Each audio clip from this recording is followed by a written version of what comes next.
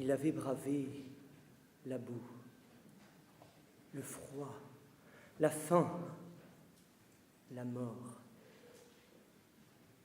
Monté 78 fois au front, nommé 2 fois à l'ordre du jour, 4 fois volontaire pour des missions de nuit, défiguré par un éclat d'obus. Et aujourd'hui, il agonise, seul, au fond de son trou, les 2 jambes brisées, seul, dans cet enfer. Ses traits, contractés par la douleur, laissent à grand-peine couler le long de ses joues ensanglantées des larmes brûlantes. Ce sera tout. Bientôt la mort l'enveloppera tout entier. Elle est déjà à l'ouvrage. Il lève le regard, comme pour implorer une voûte céleste, à présent disparue. Seul demeure le ciel noir, la voûte de feu, la voûte d'acier, la voûte d'horreur. Il ferme les yeux. Lentement, péniblement, il reprend sa respiration. Le râle cesse. Par un prodige de volonté, il prononce imperceptiblement, malgré la mâchoire brisée, ces mots. Ma France. De ses lèvres entr'ouvertes s'exhale la vie, il se meurt. Après un suprême effort, pour reprendre le souffle qui lui échappe, il murmure « Mon Dieu, c'est fini. » Mon général, mesdames et messieurs les membres du jury, cher public, vous me posez aujourd'hui la question, comment éduqueriez-vous votre enfant ? Avant de vous répondre, il me semble nécessaire de rappeler le but de l'éducation. En effet, quel est-il sinon de permettre à l'enfant de s'approprier, de faire sienne les valeurs de ses parents ? Quel est-il sinon de lui permettre de vivre seul, consciemment, au sens noble du terme, et librement ? Quel est-il sinon de lui apprendre à discerner le bien du mal ? Et quel est-il enfin sinon de lui transmettre le sens de la transcendance, de lui faire part de la transmission reçue auparavant, de faire de lui un homme accompli. Alors oui, si j'avais un enfant, je ne lui souhaiterais qu'une seule chose au monde, être capable de donner sa vie, de n'importe quelle manière, mais librement, en adéquation avec sa conscience, et surtout entièrement. Alors, je vous propose de faire avec moi aujourd'hui un voyage. Et ce voyage est une réponse à cette question de l'éducation. Je vous propose de faire le chemin inverse de celui qu'on attend. En un mot, d'essayer de comprendre pourquoi ce poilu a accepté de donner sa vie, de partir de l'objectif à atteindre pour arriver à la source, à la base fondamentale de l'éducation. Et c'est en partant de ce sacrifice que nous comprendrons peu à peu ce qu'il faut apprendre à un enfant pour qu'il puisse l'atteindre. Qu'il faut lui apprendre le véritable sens du devoir. Qu'il faut lui ouvrir le chemin qui mène vers une conscience droite. Et qu'il faut lui transmettre la sagesse de la liberté. Lui, comme tous ces jeunes hommes de 20 ans, il avait bondi à cet appel de la nation. Il avait tressailli à cet ordre de mobilisation générale. Il s'en était allé, la fleur au fusil, loin de son foyer, loin de son village, avec la résignation qui fait aux paysans cette volonté âpre, avec le courage insensé de ces folles années printanières, avec l'honneur du Français, blessé dans sa patrie. Il n'avait pas hésité, tergiversé, pesé le pour du contre. Et quand il l'aurait fait, jamais il n'aurait renoncé. Parce que cet appel à la mobilisation était bien plus qu'un appel au secours d'une nation en péril, plus encore qu'un ordre suprême lancé par une autorité indéniable. C'était l'appel du devoir. Le devoir, oui, le soldat avait obéi à son devoir en partant au front.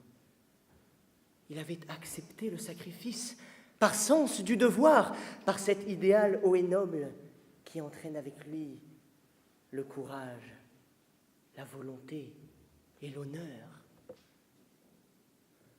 Plus largement, à l'échelle d'une société saine, n'est-ce pas ce même devoir qui charpente notre vie, qui façonne notre existence? N'est-ce pas ce devoir qui nous inféode à un ordre transcendantal supérieur, celui de l'obligation morale? Noblesse oblige. Mais dans notre monde, chaque jour plus coupé de ses racines, dans un processus qui ressemble étrangement à ce qu'un certain Karl Marx appelait le déracinement des aliénations, le devoir perd son évidence en perdant son sens.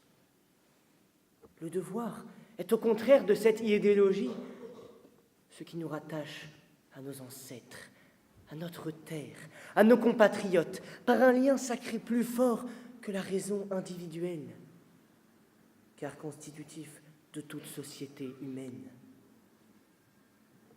Il est un moyen salvateur pour nous d'accéder à une vie sensée, en accomplissant chaque jour notre devoir d'État. Sans lui, jamais le poilu n'aurait consenti à ce sacrifice qui pourrait sembler abscon, voire absurde. Alors, si j'avais un enfant, je consacrerais tous mes efforts à tenter de faire en sorte qu'un jour, il puisse dire en parlant de son travail, de sa vie, « Je ne fais que mon devoir ». S'il pouvait un jour faire sien ce devoir qu'il doit assumer, s'il pouvait le suivre libre, naturellement, sans rébellion intérieure, je considérerais que je lui aurais appris tout ce qu'un père peut espérer apprendre à son enfant.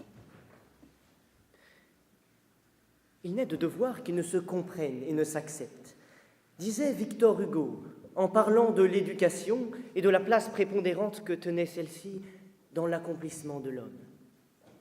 Alors, la question se pose, qu'est-ce qui vient avant le devoir dans l'éducation?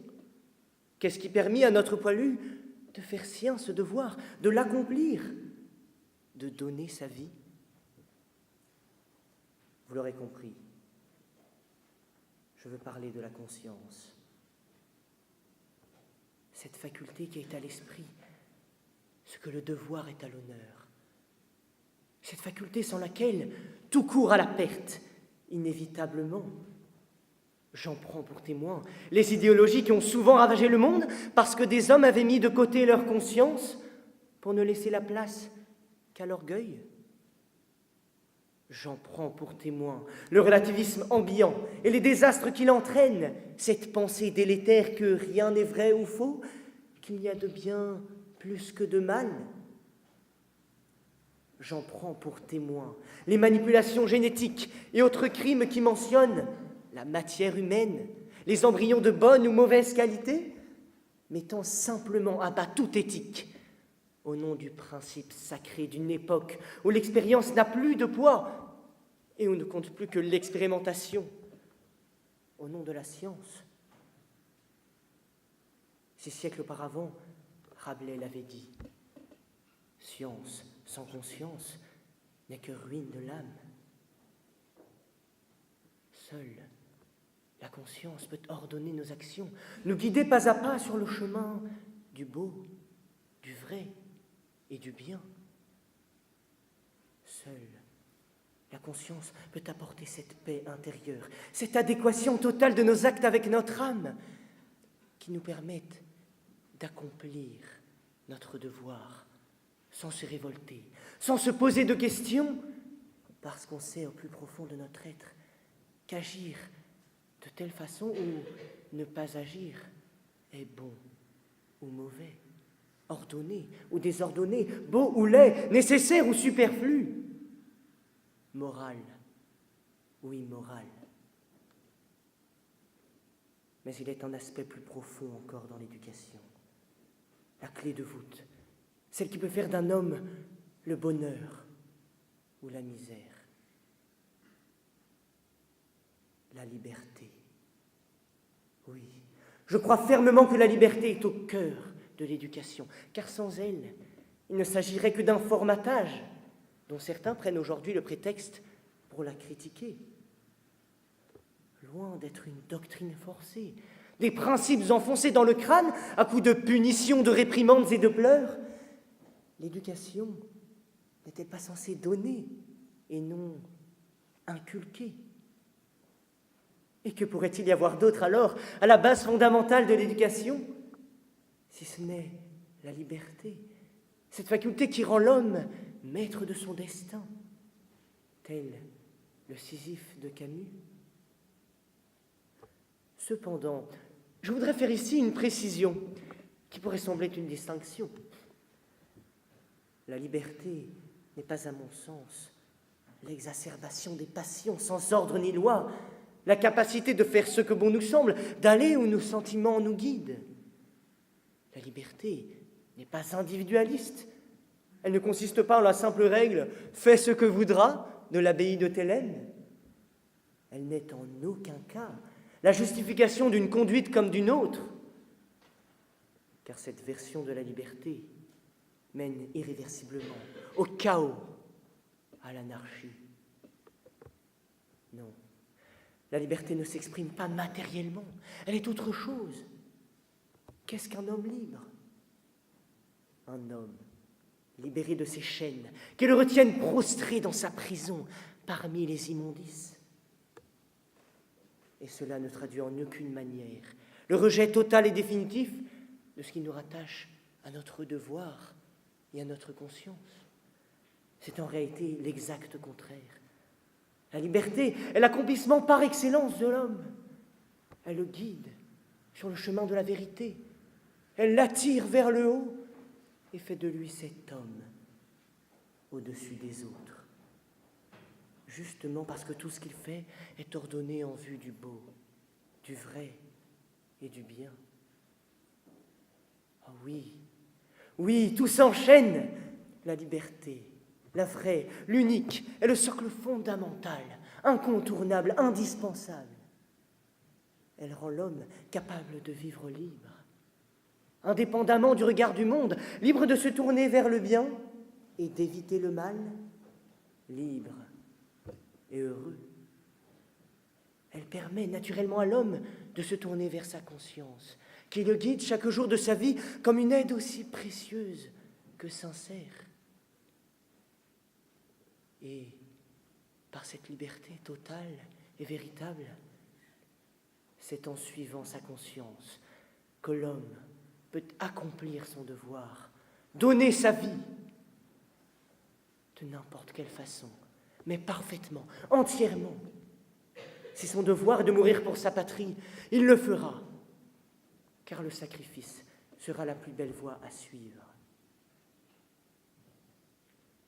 Qu'apprendrai-je à mon enfant? Je lui apprendrai à tendre vers la perfection, par l'effort de toute une vie pour acquérir pleinement ces trois vertus qui feront de lui un homme accompli. Parce qu'il n'y a rien de plus beau que de chercher de toutes ses forces, de tout son être, de toute son âme, à faire son devoir. Parce qu'il n'y a rien de plus grand que de suivre sa conscience, éclairée au prix de choix parfois difficiles, mais ô combien exaltants. Parce qu'il n'y a rien de plus sublime que la liberté que chaque homme a ancrée en son existence. Que vive à jamais en nos cœurs le sens du devoir, de la conscience et de la liberté, pour que vive la France. Je vous remercie.